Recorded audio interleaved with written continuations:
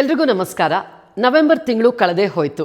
November ತಿಂಗಳಿನಲ್ಲಿ ಕನ್ನಡ ರಾಜ್ಯೋತ್ಸವವನ್ನು ಕರ್ನಾಟಕದಾದ್ಯಂತ ನಾವು ನೀವೆಲ್ಲರೂ ಸೇರಿ ಪ್ರೀತಿ, ವಿಶ್ವಾಸ, ವಿಜೃಂಭಣೆ, ಅಭಿಮಾನದಿಂದ ಕನ್ನಡದ ವೈಭವವನ್ನು ಆಚರಿಸಿದ್ದೀವಿ. ಈ ಸಂದರ್ಭದಲ್ಲಿ ಒಂದು ವಿಚಾರವನ್ನು ನಿಮ್ಮೆಲ್ಲರ ಜೊತೆಗೆ ಹಂಚ್ಕೊಳ್ತಾ ಇದ್ದೀನಿ. ಕನ್ನಡ ರಾಜ್ಯೋತ್ಸವದ ಆಚರಣೆಗೆ ನನ್ನನ್ನು ಕೂಡ ಹಲವಾರು ಕಾರ್ಯಕ್ರಮಗಳಿಗೆ ಅತಿಥಿಯಾಗಿ ಆಹ್ವಾನಿಸಿದರು.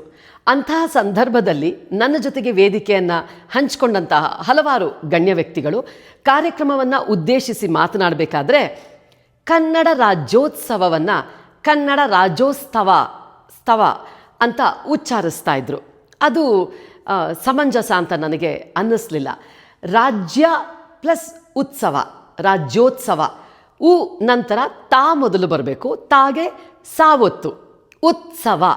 ಇಲ್ಲೇನಾಗ್ತಾ ಇದೆ, ಸಾಗೆ ತಾವತ್ತು ಕೊಡ್ತಾ ಇದ್ದಾರೆ, ಉ ನಂತರ ಉತ್ಸವ ಮಾಡ್ತಾ ಇದ್ದಾರೆ. ಉತ್ಸವ ಅಲ್ಲ ಅದು. ದಯವಿಟ್ಟು ಅದನ್ನು ತಿದ್ದುಕೊಳ್ಳಿ, ಯಾರ್ಯಾರು ಅದನ್ನು ಸರಿಯಾಗಿ ಉಚ್ಚಾರಣೆ ಮಾಡ್ತಾ ಇಲ್ವೋ.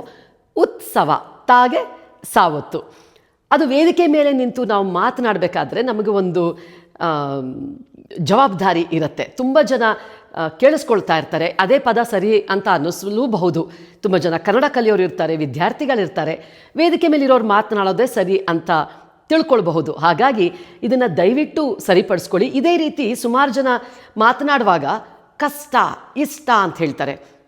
ಸಾ ಅಲ್ಲ, ಶಾ ಬರಬೇಕಲ್ಲಿ. ಇಷ್ಟ, ಕಷ್ಟ, ಈ ರೀತಿಯಾದಂತಹ ತಪ್ಪುಗಳು ಕನ್ನಡದ ಪದ ಬಳಕೆ ಸ್ವಲ್ಪ ಬೇಜಾರಾಗುತ್ತೆ ಕೇಳಿಸ್ಕೊಳ್ಳೋದಕ್ಕೆ. ದಯವಿಟ್ಟು ನೀವು ಟಿ ವಿನಲ್ಲಿ ನೋಡ್ತಾ ಇರ್ತೀರಾ, ನ್ಯೂಸ್ ರೀಡರ್ಗಳನ್ನ ನೋಡ್ತಾ ಇರ್ತೀರಾ, ಸಿನಿಮಾಗಳಲ್ಲಿ ನೋಡ್ತಾ ಇರ್ತೀರಾ, ಸಂದರ್ಶನಗಳಲ್ಲಿ ನೋಡ್ತಾ ಇರ್ತೀರಾ. ಅಂಥ ಸಂದರ್ಭದಲ್ಲಿ ಇದನ್ನು ಸರಿಪಡಿಸ್ಕೊಳ್ಳೋಣ. ನಮಗೆ ಯಾವುದು ತಪ್ಪನ್ನಿಸುತ್ತೋ ಸರಿಪಡಿಸ್ಕೊಳ್ಳೋಣ. ಹಾಗೆ ಪ್ರತಿದಿನ ಹೊಸ ಹೊಸ ಕನ್ನಡ ಪದಗಳನ್ನು ಕಲ್ತ್ಕೊಳ್ಳುವಂತಹ ಒಂದು ಕಲಿಕೆಯ ಉತ್ಸಾಹ ನಮಗೆ ಇರಲಿ ಅಂತ ಹೇಳ್ತೀನಿ. ಮತ್ತು ಕನ್ನಡ ರಾಜ್ಯೋತ್ಸವ ಕೇವಲ ನವೆಂಬರ್ ತಿಂಗಳಿಗೆ ಮಾತ್ರ ಸೀಮಿತವಾಗಿರದೆ ವರ್ಷವಿಡೀ ಕನ್ನಡವನ್ನು ವೈಭವದಿಂದ ಆಚರಿಸುವಂತಹ ಅಭ್ಯಾಸವನ್ನು ಬೆಳೆಸ್ಕೊಳ್ಳೋಣ ಅಂತ ಹೇಳ್ತಾ ಪ್ರತಿಯೊಬ್ಬರಿಗೂ ಮತ್ತೊಮ್ಮೆ ಕನ್ನಡ ರಾಜ್ಯೋತ್ಸವದ ಹಾರ್ದಿಕ ಶುಭಾಶಯಗಳು.